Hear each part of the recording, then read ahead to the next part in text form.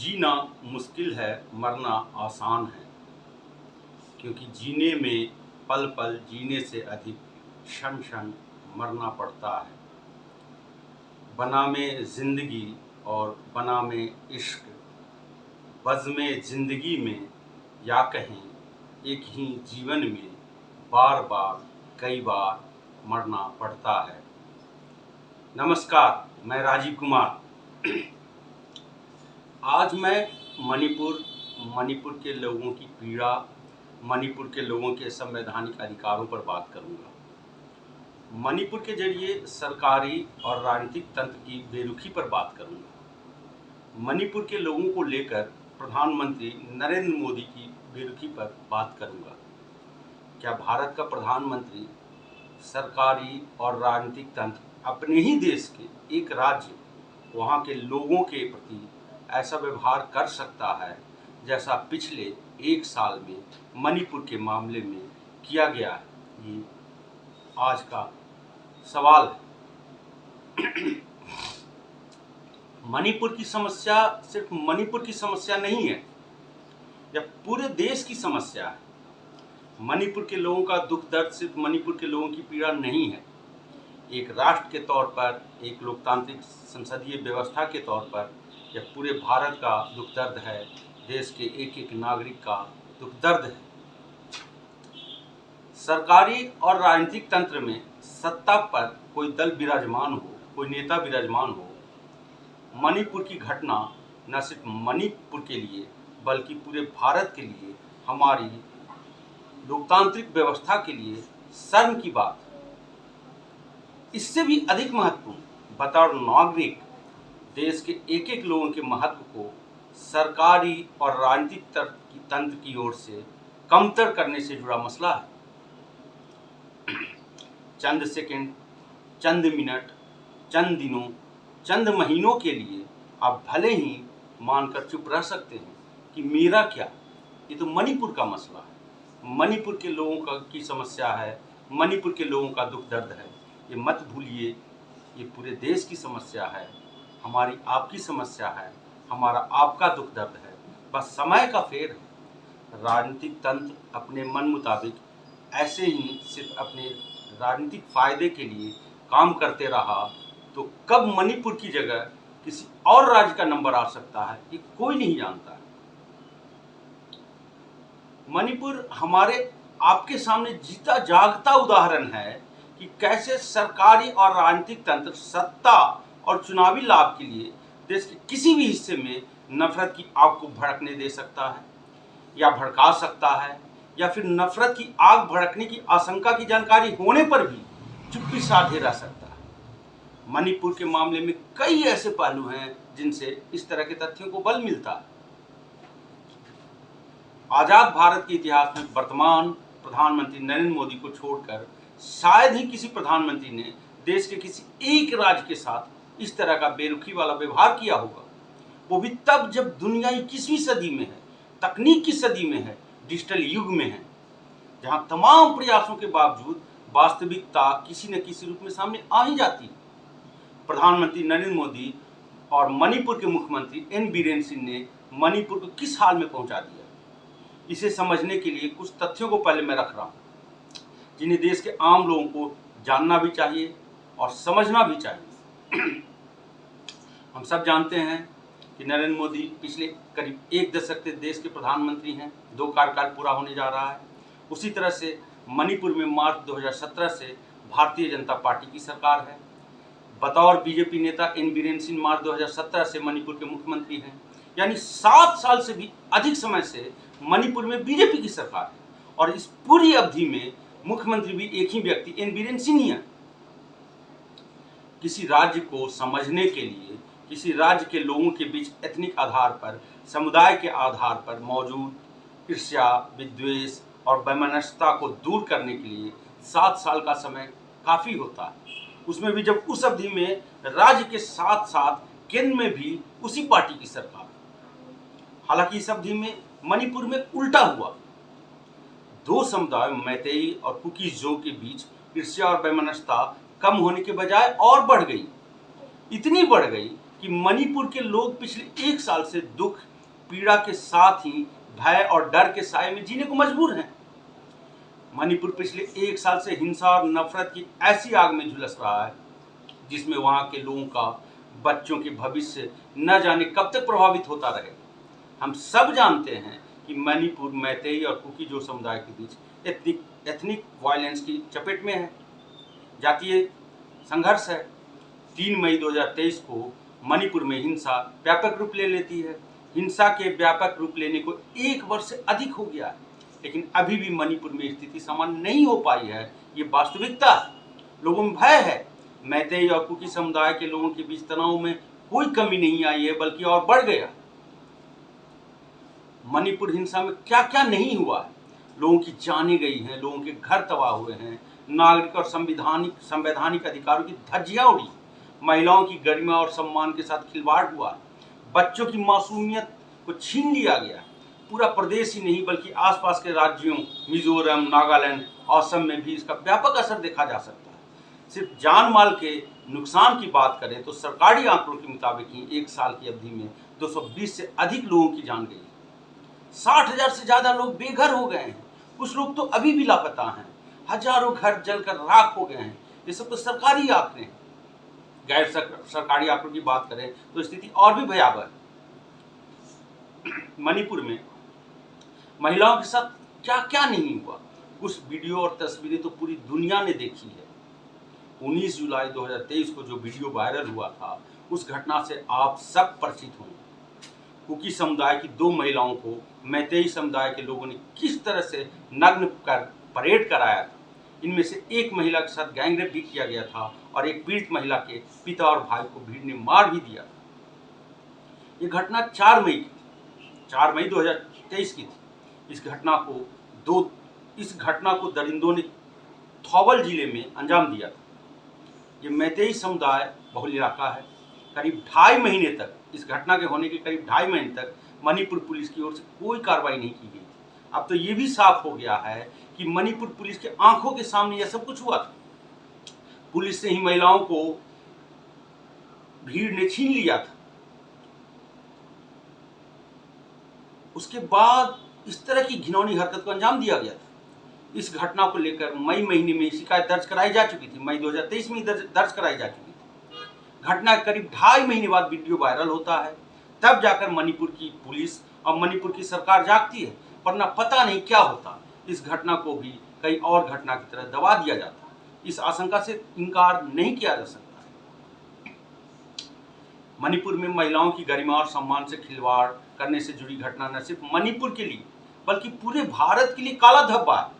ये मानवता को शर्मसार करने वाली घटना थी। मणिपुर की स्थिति इतनी खराब हो गई कि हिंसा में मारे गए लोगों के शवों का अंतिम संस्कार नहीं हो पा रहा था। शवों को महीनों मुर्दा घरों में रखना पड़ रहा था। 80 से अधिक शवों का अंतिम संस्कार दिसंबर 2023 में किया गया। ये हैरानी के साथ ही किसी भी सरकार समाज के लिए शर्मनाक बात है कि इन सबों का सम्मानपूर्वक अंतिम संस्कार हो। इसके लिए देश की शीर्ष अदालत सुप्रीम कोर्ट को निर्देश देना पड़ता है। भारत दुनिया की 5वीं सबसे बड़ी अर्थव्यवस्था है। हम एक बड़े सैन्य ताकत भी हैं।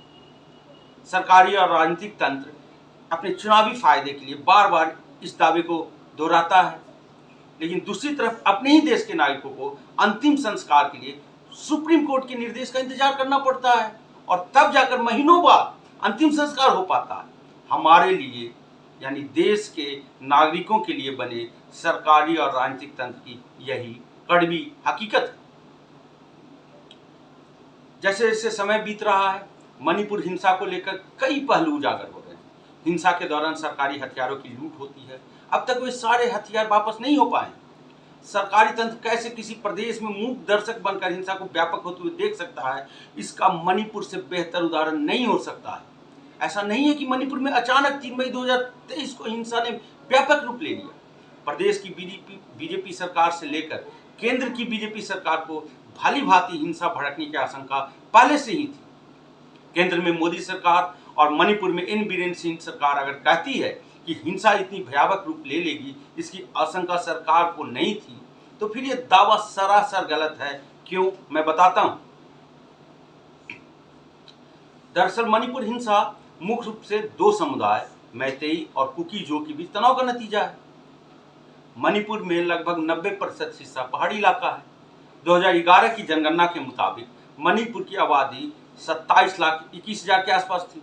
अभी आबादी 35 से 36 लाख तक पहुंचने की संभावना है। यहाँ की आबादी में मैतेई समुदाय की संख्या तकरीबन 53% है। मैतेई समुदाय के लोग बहुतायत इम्फाल घाटी में रहते हैं। इन्हें प्रदेश में अनुसूचित जनजाति का दर्जा हासिल नहीं है, जबकि कुकी-जो समुदाय एससी दर्जा हासिल किए हुए है। मणिपुर की आबादी में करीब 40% नगा और कुकी आदिवासी हैं। यहाँ के पर्वतीय जिलों में नगा और कुकी समुदाय के लोग बहुतायत में। हिंसा के लिए जिम्मेदार तात्कालिक घटना की शुरुआत मार्च 2023 में होती है। हालांकि दोनों समुदायों के बीच तनाव उससे भी पहले से बढ़ने लगा। मैतेई समुदाय के लोग लंबे वक्त से शेड्यूल्ड ट्राइब्स यानी एससी लिस्ट में शामिल करने की मांग कर रहे थे। कुकी समुदाय के लोगों को भय था कि अगर मैतेई को एससी दर्जा मिल जाता है तो फिर पर्वतीय जिलों में मैतेई समुदाय के लोग बड़े पैमाने पर जमीन खरीदने लगेंगे, उनकी नौकरी पर खतरा बढ़ जाएगा। ऐसे भी मैतेई समुदाय के लोगों का मणिपुर की राजनीति में दबदबा है। मणिपुर की कुल 60 विधायकों में से 40 के करीब इसी समुदाय से आते हैं। 27 मार्च 2023 को मणिपुर हाईकोर्ट की ओर से राज्य सरकार को एक निर्देश मिलता है कि राज्य सरकार मैतेई समुदाय को एससी का दर्जा देने की मांग एसटी का दर्जा देने की मांग पर विचार करे। इसके बाद से ही मणिपुर में मैतेई और कुकी समुदाय के बीच तनाव बढ़ने लगता है। हिंसा 3 मई 2023 को व्यापक रूप लेती है। हालांकि इससे पहले ही तनाव बढ़ने लगा था। गौर कीजिएगा, स्पष्ट है कि मणिपुर में बीरेन सिंह सरकार के पास 1 महीने से भी अधिक का समय था। आप सरकार में थे, आप मुख्यमंत्री थे, आपकी जिम्मेदारी थी माहौल को समझते हुए पहले से ही सुरक्षा के पुख्ता इंतजाम करने की। लेकिन 3 मई 2023 से जिस तरह की घटना हुई उससे तो यही कहा जा सकता है कि बीरेन सिंह सरकार ने कोई तैयारी नहीं की थी। 3 मई 2023 के बाद मणिपुर में क्या क्या हुआ, इससे अब न सिर्फ पूरा देश बल्कि पूरी दुनिया परिचित है। मणिपुर का एक जिला है चुराचांदपुर। यहीं से हिंसा की शुरुआत होती है, व्यापक रूप हिंसा लेता है। देखते ही देखते पूरे मणिपुर को अपनी चपेट में हिंसा ले लेती है, जिसका व्यापक असर अब तक देखा जा सकता है।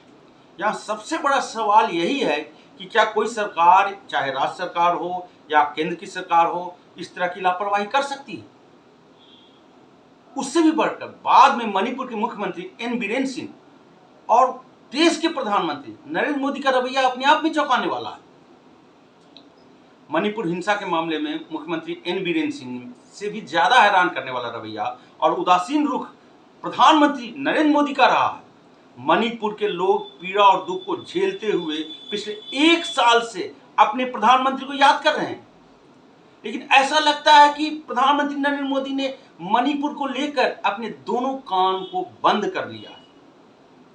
हिंसा को 1 साल से अधिक का समय बीत गया है, लेकिन प्रधानमंत्री नरेंद्र मोदी अब तक मणिपुर नहीं गए। अब तो वहां की दोनों लोकसभा सीट पर मतदान भी हो गया है। कुकी समुदाय के लोगों की भागीदारी के बिना इनर मणिपुर सीट पर 19 अप्रैल को और आउटर मणिपुर सीट पर 26 अप्रैल को वोटिंग हो गई है। इस बार तो बीजेपी सिर्फ इनर मणिपुर सीट पर ही चुनाव लड़ रही थी, जबकि नागा पीपुल्स फ्रंट के उम्मीदवार को आउटर मणिपुर सीट पर सपोर्ट कर रही थी। इससे पहले 2004, 2009, 2014 और 2019 में बीजेपी दोनों सीटों पर चुनाव लड़ी थी। ऐसे तो मणिपुर के लोग मई 2023 से ही प्रधानमंत्री नरेंद्र मोदी से लगातार गुहार लगा रहे थे। मणिपुर बुला रहे थे अपने देश के प्रधानमंत्री को, अपने प्रधानमंत्री को। इनमें बॉक्सिंग की मशहूर खिलाड़ी और ओलंपिक पदक विजेता, 6 बार विश्व चैंपियन का खिताब जीत चुकी MC मैरी कॉम के साथ ही ओलंपिक में रजत पदक विजेता वेट लिफ्टर मीराबाई चानू जैसी खिलाड़ी थी, जिन पर कभी प्रधानमंत्री ने ही, मोदी ने ही कहा था कि ये देश के गौरव है।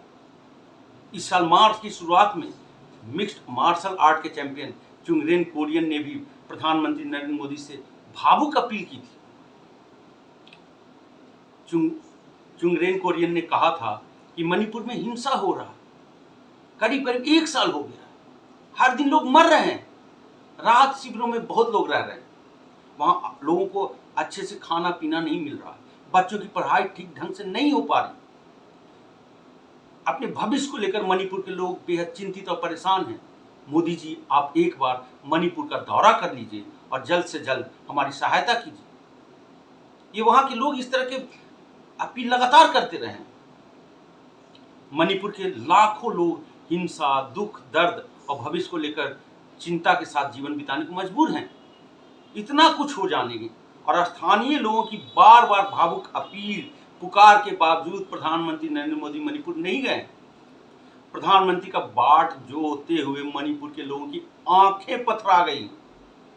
स्थानीय लोगों को लगा था कि भले ही प्रधानमंत्री नरेंद्र मोदी को देश के एक एक नागरिक से प्यार न हो, एक एक नागरिक के जीवन की चिंता न हो, लेकिन चुनाव से तो बहुत प्यार है।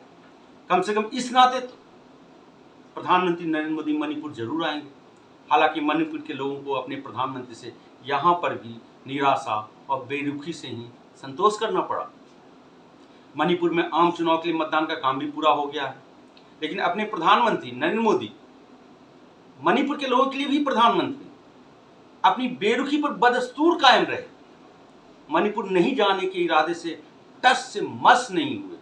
ऐसा नहीं है कि मणिपुर हिंसा से विभेदित होकर, दुखी होकर, पीड़ा में आकर देश के बाकी हिस्सों में चुनाव प्रचार करने या सरकारी कार्यक्रम में नहीं गए। इस दौरान मई 2023 से लेकर इस साल अप्रैल 2024 के बीच में प्रधानमंत्री नरेंद्र मोदी ने 160 से अधिक बार देश के अलग अलग राज्यों में ऑफिशियल और नॉन ऑफिशियल विजिट किया। ये आंकड़े मौजूद हैं। इस अवधि में प्रधानमंत्री नरेंद्र मोदी कुछ राज्यों में तो ताबड़तोड़ गए हैं। इस दौरान पीएम मोदी राजस्थान में करीब 2 दर्जन बार, मध्य प्रदेश में 22 बार गए हैं। याद दिला दूं कि इसी अवधि में राजस्थान और मध्य प्रदेश में विधानसभा चुनाव हुआ था, जिस समय मई 2023 के पहले हफ्ते में हिंसा चरम पर थी, दूसरे हफ्ते में चरम पर थी। उस वक्त अपने प्रधानमंत्री नरेंद्र मोदी कर्नाटक विधानसभा चुनाव के लिए धुआंधार प्रचार करने में जुटे थे। पिछले 1 साल में उत्तर में कश्मीर से लेकर दक्षिण में केरल और तमिलनाडु तक, पश्चिम में गुजरात से लेकर पूर्व में असम, त्रिपुरा और अरुणाचल प्रदेश तक प्रधानमंत्री नरेंद्र मोदी दौरा कर चुके हैं। इतना ही नहीं, मई 2023 से लेकर अप्रैल 2024 के बीच प्रधानमंत्री नरेंद्र मोदी इंटरनेशनल विजिट पर भी गए हैं। उनके दौरे पे कोई सवाल नहीं है, लेकिन मणिपुर को इस तरह से अनदेखी करने पर सवाल।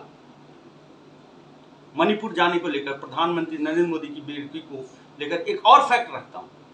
नवंबर 2023 में 5 राज्यों मध्य प्रदेश, छत्तीसगढ़, राजस्थान, तेलंगाना और मिजोरम में विधानसभा चुनाव हुआ था। नवंबर 2023 में मिजोरम को छोड़कर इनमें से बाकी 4 राज्यों में प्रधानमंत्री नरेंद्र मोदी ने ताबड़तोड़ रैली की थी। प्रधानमंत्री नरेंद्र मोदी उस वक्त मिजोरम नहीं गए थे। मिजोरम मणिपुर का पड़ोसी राज्य, जहां हिंसा से विस्थापित होने के बाद कुकी-जो समुदाय के लोग बड़ी संख्या में रहने के लिए चले गए थे। अपने प्रधानमंत्री नरेंद्र मोदी को चुनाव से और चुनाव में प्रचार से कितना प्यार है, ये जग जाहिर है। ये देश के किसी नागरिक से छिपा हुआ तथ्य नहीं है। इसके कारण ही मणिपुर के लोगों को भी पूरा भरोसा था, यकीन था कि भले ही तकरीबन 1 साल तक उनके प्रधानमंत्री ने उन लोगों की आवाज को अनसुनी कर दिया, लेकिन लोकसभा चुनाव में जरूर आएंगे।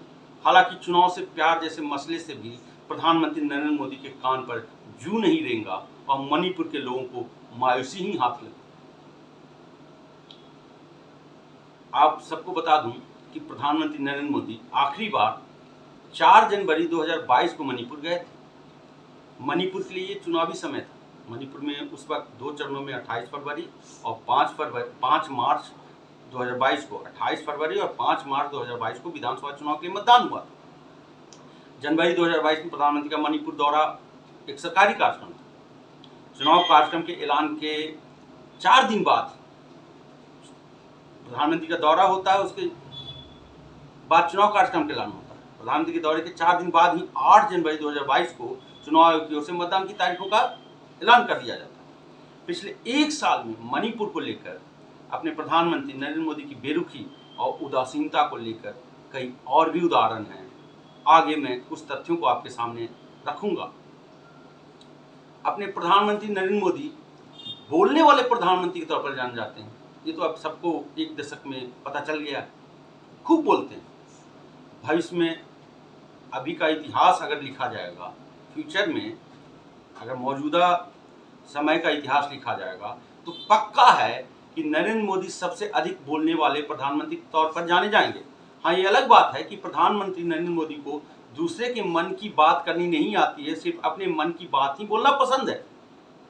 बतौर प्रधानमंत्री भी उन्होंने इस पहलू का खास ख्याल रखा है कि सिर्फ अपने मन की बात की जाए। हालांकि मणिपुर के मामले में प्रधानमंत्री नरेंद्र मोदी को खामोशी ज्यादा पसंद है।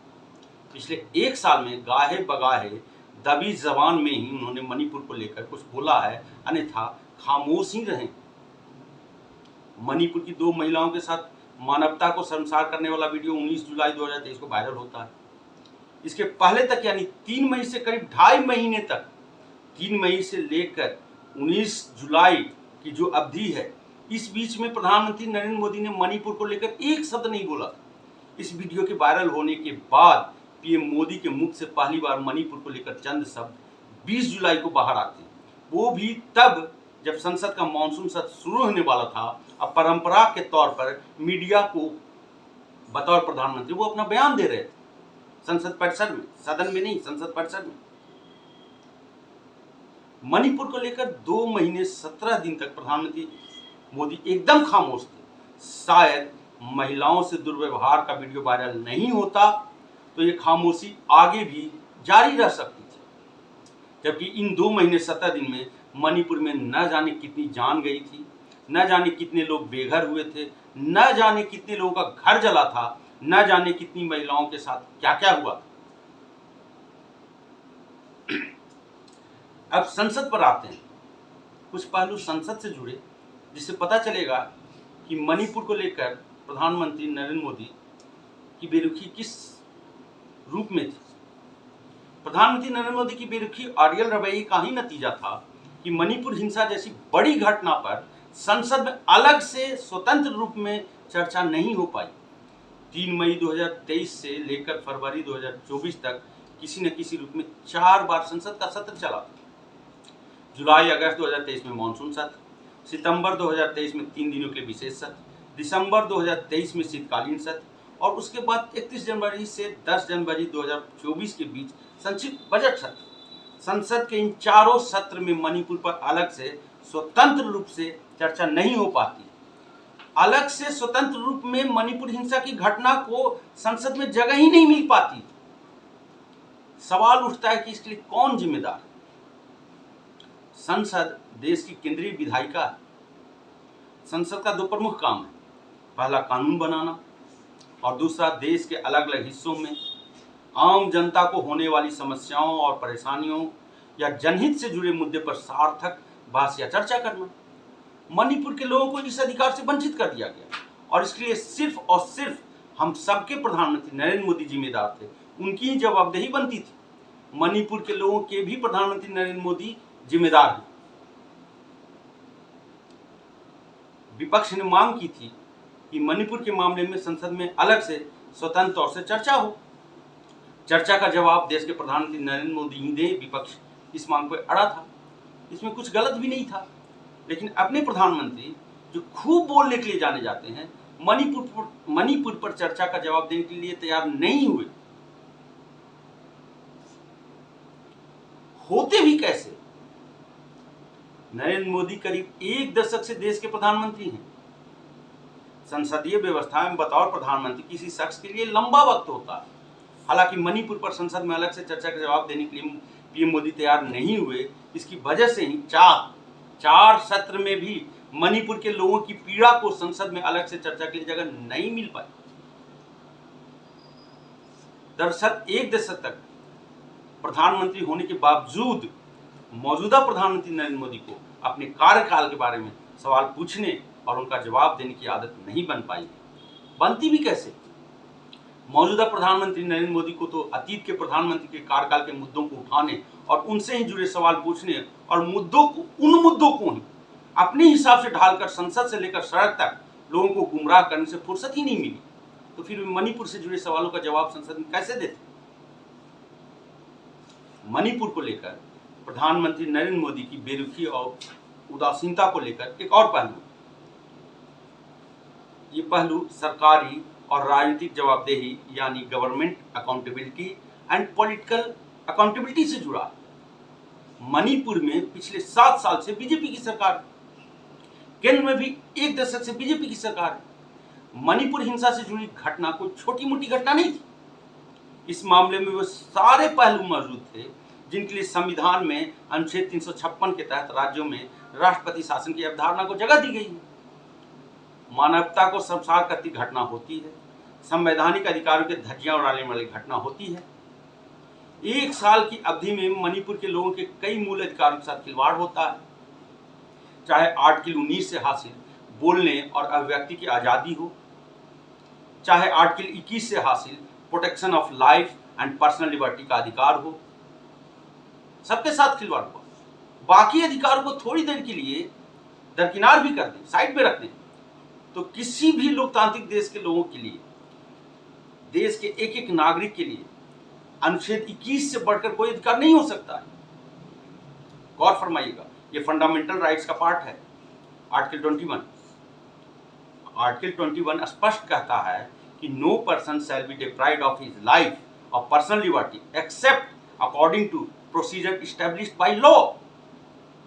अनुच्छेद 21 के मुताबिक देश के एक एक नागरिक के जीवन की रक्षा करना किसी भी सरकार का संवैधानिक दायित्व है और कोई भी सरकार इस दायित्व से पीछे नहीं हट सकती।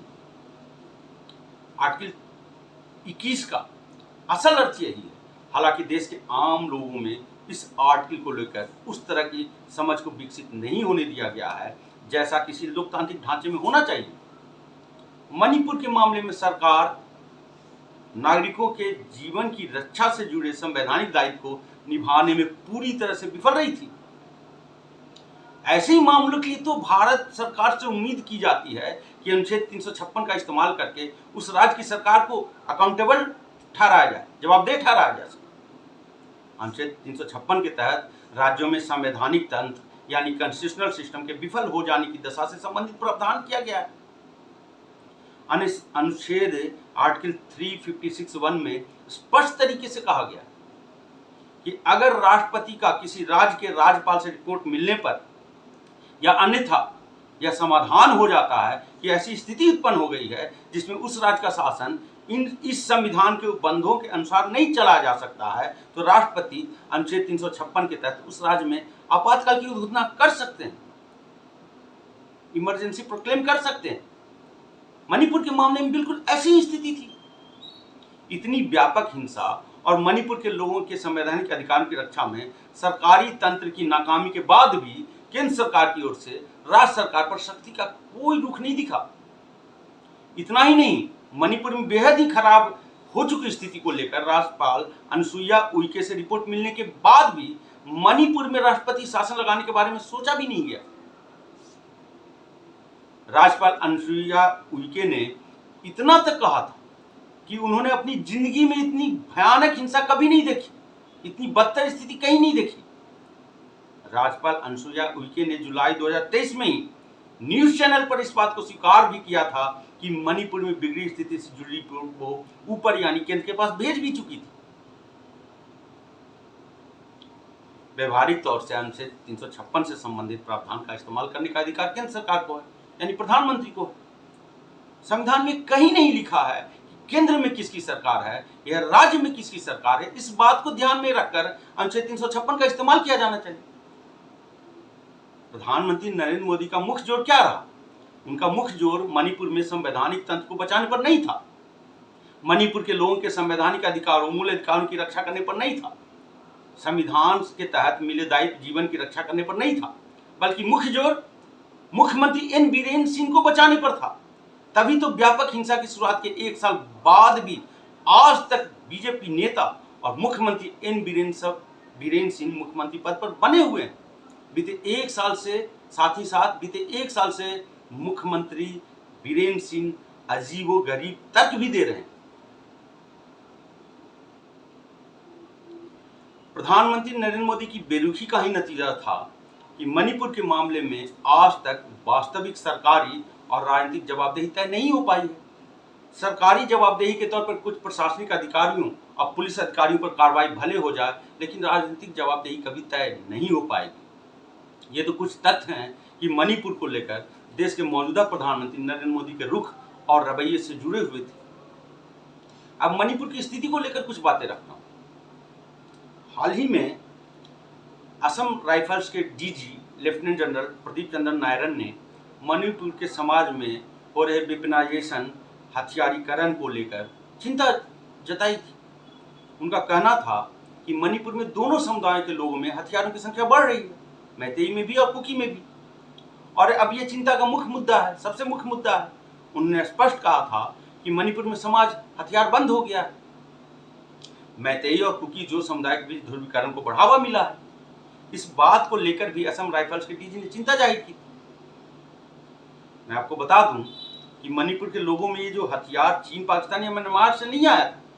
राज्य सरकार के कस्टडीज में सुरक्षित माने जाने वाले सरकारी ठिकानों, पुलिस स्टेशनों से इन लोगों तक लूट के जरिए पहुंचा था। मणिपुर में पुलिस व्यवस्था होने के बावजूद समानांतर तौर से सामान्य लोगों में एक अलग तरह के हथियारबंद दस्ता या समूह को बढ़ावा मिल रहा है, जो किसी भी तरह से मणिपुर के साथ ही देश के लिए सही नहीं है। हैरानी की बात तो यह है कि मणिपुर के मुख्यमंत्री एन बीरेन सिंह प्रदेश में समाज के हथियार बंद होने की प्रवृत्ति को जस्टिफाई करने जैसा बयान देते फिर रहे हैं। मुख्यमंत्री बीरेन सिंह का कहना है कि मणिपुर के युवा सेल्फ डिफेंस में हथियार रख रहे हैं, न कि देश विरोधी गतिविधियों की। एक मुख्यमंत्री जब ऐसी बातें करे तो इसका स्पष्ट मतलब है कि मणिपुर की बीजेपी सरकार वहां के लोगों की सुरक्षा करने में नाकाम है, अपने संवैधानिक दायित्वों को पूरा करने में अक्षम है। सरकार अपने कस्टडी में हथियारों को सुरक्षित नहीं रख पाई। पिछले साल 3 मई के बाद मणिपुर में हथियारों की लूट की घटनाएं हुई। 3 मई 2023 को बिष्णुपुर और चुराचांदपुर जिलों के मुहाने पर स्थित तोरबुंग में हिंसा की खबर, इम्फाल घाटी में फैलने के कुछ घंटों बाद ही पुलिस स्टेशनों से हथियारों और गोला बारूद की व्यापक लूट के बारे में खबरें आई। कहा जाता है कि हथियारों की लूट में मैतेई समुदाय से जुड़े समूह की प्रमुख भूमिका थी। राजनीतिक तौर से मैतेई समुदाय को बीजेपी का समर्थक माना जाता है और मुख्यमंत्री एन बीरेन सिंह का इस समुदाय में खास प्रभाव है। इसमें अब किसी तरह का कोई संशय नहीं रह गया है कि राज्य में पिछले 1 साल के दौरान हुई हिंसा में इन लूटे गए हथियारों की महत्वपूर्ण भूमिका रही। मणिपुर सामरिक नजर से भी महत्वपूर्ण राज्य है। पूर्व में, ईस्ट में मणिपुर से म्यांमार की अंतर्राष्ट्रीय सीमा लगती है। ऐसे में सवाल उठता है कि उग्रवाद प्रभावित सीमावर्ती राज्य में कैसे पुलिस स्टेशनों से इतनी आसानी से इतने हथियारों की लूट हो जाती है। मणिपुर में आम लोग हथियारों के साथ घूम रहे हैं। यही तथ्य अपने आप में काफी है ये बताने के लिए कि आम लोगों का सरकारी सिस्टम पर भरोसा नहीं रह गया है। भरोसा रहेगा भी कैसे? जिस सरकार की जिम्मेदारी थी, संवैधानिक दायित्व था कि प्रदेश के लोगों की जान की रक्षा की जाए, हिंसा के पूरे प्रकरण में उसी सरकार की भूमिका संदिग्ध है। सरकारी और राजनीतिक तंत्र की भूमिका पर कई सवाल खड़े होते हैं। मणिपुर में पिछले 1 साल से जो कुछ हुआ वो उग्रवाद का मसला नहीं है। 2 समुदायों के बीच जातीय संघर्ष के कारण मणिपुर वापस अशांत क्षेत्र बन गया। ये वही 2 समुदाय हैं जो लंबे समय से शांतिपूर्वक रह रहे थे। कड़वी है, लेकिन सच्चाई है कि 2017 में प्रदेश में बीजेपी की सरकार आने के बाद मणिपुर में धीरे धीरे मैतेई और कुकी जो समुदाय के बीच तनाव बढ़ने लगा। मणिपुर में जमीन को लेकर पहाड़ी इलाकों में कुकी और नागा समुदाय के बीच संघर्ष का लंबा इतिहास रहा। ध्यान दीजिएगा, पहले संघर्ष कुकी और नागा समुदाय के बीच होता था पहाड़ी इलाकों में वर्चस्व को लेकर। पहाड़ों पर स्थिति सामान्य होने में दशकों लग गए थे, जबकि दूसरी तरफ मैतेई और कुकी समुदाय के बीच इस तरह की भयानक उग्रता अतीत में कभी नहीं रही, जैसा पिछले कुछ सालों में देखा जा रहा था। तत्कालीन मुख्यमंत्री ओकराम इबोबी सिंह की अगुवाई वाली कांग्रेस की सरकार ने 2015 में 3 विवादित विधेयकों के जरिए मैतेई और कुकी समुदाय के बीच तनाव को हवा देने में प्रमुख भूमिका निभाई थी। इबोबी सिंह जो कि कांग्रेस नेता थे, मुख्यमंत्री थे उस वक्त, वो चाहते थे, उनका मकसद था कि मैतेई समुदाय के लोगों को बीजेपी से दूर रखा जाए। मैतेई समुदाय के लोगों को खुश करने के लिए इबोबी सिंह ने 2015 में उन 3 विवादास्पद विधेयकों को विधानसभा से पारित करवाया, जिससे कुकी समुदाय के भारी विरोध के बाद मंजूरी देने से इनकार करते हुए जून 2016 में राष्ट्रपति ऑफिस ने वापस लौटा दिया था। इन विधेयकों के जरिए इबोबी सिंह चाहते थे कि सरकार के लिए कुकी नागा बहुल पहाड़ी इलाकों में भूमि पर दावा करना आसान हो जाए। मार्च 2017 में मणिपुर में विधानसभा चुनाव होता है। उस विधानसभा चुनाव में कुकी समुदाय के लोगों में बीजेपी की नेताओं ने उम्मीद जगा दी थी कि उनके लिए अलग से सेपरेट एडमिनिस्ट्रेशन की व्यवस्था की जाएगी। इसी वादे पर कुकी समुदाय के बड़े हिस्से का समर्थन बीजेपी को 2017 में और साथ ही साथ 2022 के विधानसभा चुनाव में भी मिला। 2017 के विधानसभा चुनाव के दौरान प्रधानमंत्री नरेंद्र मोदी ने मणिपुर के लोगों से वादा किया था कि केंद्र और प्रदेश दोनों में बीजेपी की सरकार होने से प्रदेश की तमाम समस्याओं, हिंसा, नफरत और तनाव के माहौल का समाधान आसानी से कर देंगे। इस वादे को आधार बनाकर उन्होंने मणिपुर के लोगों से समर्थन भी हासिल किया था। हालांकि प्रधानमंत्री नरेंद्र मोदी ने मणिपुर के लोगों से जो वादा 2017 में किया था, 2023 में बिल्कुल उसका उल्टा हुआ। समस्या का समाधान नहीं निकला, हिंसा, नफरत और तनाव का माहौल खत्म नहीं हुआ, बल्कि मैतेई और कुकी समुदाय में हिंसा, नफरत और तनाव ऐतिहासिक स्तर पर पहुंचे। एन बीरेन सिंह सरकार के आने के बाद मणिपुर में पहाड़ी जिलों और इम्फाल घाटी के बीच तनाव बढ़ने लग गया।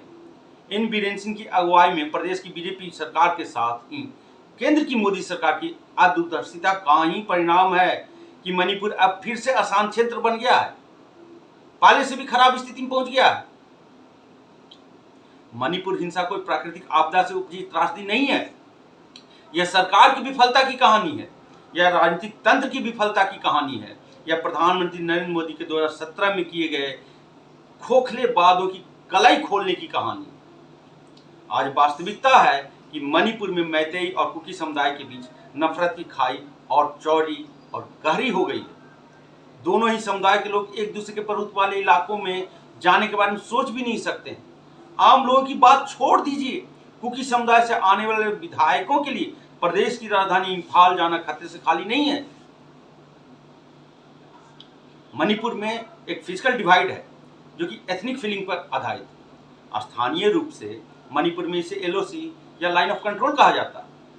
हिंसा के 1 साल होने के बाद भी कुकी समुदाय का कोई भी व्यक्ति राजधानी इम्फाल से उड़ान भरने के लिए इस तथाकथित सीमा पार करने की हिम्मत नहीं कर सकता, जबकि वास्तविकता है कि इम्फाल मणिपुर का एकमात्र हवाई अड्डा है। कुकी समुदाय के लोग बेहतर चिकित्सा सुविधा पाने के लिए अपनी ही राजधानी के सरकारी अस्पतालों में जाने के बारे में अभी भी सोच नहीं सकते हैं। राजनीतिक बढ़त के लिए, राजनीतिक प्रभुत्व के लिए और लंबे वक्त तक चुनावी लाभ के लिए किसी राज्य को कैसे अशांत बनाया जा सकता है, मणिपुर इसका जीता जागता उदाहरण है। भारत में राजनीतिक तंत्र ने हमेशा ही लोकतांत्रिक ढांचे की आड़ में अपने लाभ को सबसे ऊपर रखा है। गौर फरमाइएगा, भारत में राजनीतिक तंत्र ने हमेशा ही लोकतांत्रिक ढांचे की आड़ में अपने राजनीतिक लाभ को सबसे ऊपर रखा है। मणिपुर की घटना से सबक लेते हुए देश के आम लोगों को बतौर नागरिक सोचने और सतर्क रहने की जरूरत है। लोकतांत्रिक ढांचे में राजशाही व्यवस्था जैसी प्रवृत्तियों का पनपना सबसे खतरनाक होता है, और ऐसा तभी नहीं होगा जब देश के आम लोग सदैव बिना स्थायी पार्टी कार्यकर्ता बने बतौर नागरिक निरंतर सोचते, समझते और जागरूक बने रहेंगे। इसके साथ ही हर दल से, हर नेता से, हर सरकार से, सत्ता के हर प्रतिमान से निरंतर सवाल जवाब करते रहेंगे, तभी हमारा, आपका यानी देश के आम नागरिकों का महत्व लोकतांत्रिक व्यवस्था में सिर्फ चुनाव के समय नहीं बल्कि सही मायने में हमेशा बना रहेगा। राजनीतिक दलों और नेताओं के लिए जब तक पूरा लोकतांत्रिक ढांचा सिर्फ सत्ता पाने और चुनाव जीतने तक ही सीमित रहेगा, तब तक मणिपुर जैसी घटना होती रहेगी। प्रदेश बदल सकता है, जगह बदल सकती है, समय बदल सकता है, सरकार बदल सकती है, सत्ता पर विराजमान राजनीतिक दल और नेता बदल सकते हैं, लेकिन ऐसी घटनाएं होती रहेंगी। इन्हें सिर्फ और सिर्फ हम और आप यानी देश के आम नागरिक नहीं होने दे सकते हैं। अपनी सरकार को, देश के राजनीतिक तंत्र को और अधिक जिम्मेदार बनाकर और अधिक जवाबदेह बनाकर ही इस पर लगाम लगा सकते हैं। सोचें, गौर से सोचें, सिर्फ चुनाव तक नहीं सोचें, निरंतर सोचते रहें। याद रखें, जिस देश के अधिकांश नागरिकों का, मतदाताओं का माइंड जितना अधिक विकास करेगा वो राष्ट्र ही सही मायने में विकसित कहलाएगा। अन्यथा चुनिंदा लोगों, चुनिंदा फीसदी आबादी के विकास को ही देश का विकास बताकर तमाम राजनीतिक दल और नेता धर्म, जाति, समुदाय के नैरेटिव में आपको उलझाकर अपनी राजनीति बदस्तूर चमकाते रहेंगे। आज के लिए इतना ही। मेरी आवाज़ इसी तरह से स्वतंत्र रहे, बुलंद रहे और मैं ऐसे ही देश के एक एक लोगों के नागरिक अधिकारों, एक एक नागरिकों के संवैधानिक अधिकारों से जुड़े पहलू को स्पष्ट करता रहूं, लोगों की संवैधानिक समझ बढ़ाने के लिए वीडियो बनाता रहूं, सत्ता के तमाम प्रतिमानों, तमाम राजनीतिक दलों, नेताओं से देश के एक एक नागरिकों के लिहाज से सवाल जवाब करता रहूं। इसके लिए जरूरी है कि आपका मुझे समर्थन मिलता रहे। मेरे चैनल को सब्सक्राइब करें, वीडियो पसंद आने पर लाइक करें, सहमति और असहमति के रूप में प्रतिक्रिया जाहिर करें। पहले भी कहा है, फिर कह रहा हूँ, मेरे लिए असहमति का महत्व अधिक है, क्योंकि असहमति से लोकतांत्रिक ढांचे में सरकारी और राजनीतिक व्यवस्था को दुरुस्त बनाने में मदद मिलती है। जाते जाते मेरी खुद की लिखी हुई एक रचना, जो शायद मणिपुर के मुद्दे पर फिलहाल सटीक भी बैठती है, गौर फरमाइएगा। मेरी जिंदगी की बस रत्ती भर ही है कीमत, मेरी जिंदगी की बस रत्ती भर ही कीमत है, एहसास है मुझे। मेरी जिंदगी की बस रत्ती भर ही कीमत है, एहसास है मुझे। मेरी मौत ही फकत मेरी अनमोल सिफा है, मेरी मौत ही फकत मेरी अनमोल सिफा है, एहसास है मुझे। क्योंकि मुझे मालूम है मैं जिंदा हूँ, क्योंकि मुझे मालूम है कि मैं जिंदा हूँ, तो तुम बेशक बेफिक्र हो। मैं मर जाऊंगा तो तुम बहुत फिक्र करोगे। क्योंकि मुझे मालूम है मैं जिंदा हूँ, तो तुम बेशक निश्चिंत हो। मैं मर जाऊंगा तो तुम बहुत चिंता करोगे। क्योंकि मुझे मालूम है मैं जिंदा हूँ, तो तुम मिलने नहीं आओगे। मैं मर जाऊंगा तो तुम अग्नि देने आओगे। क्योंकि मुझे मालूम है मैं जिंदा हूं, तो तुम मेरी सिफत से अनजान हो।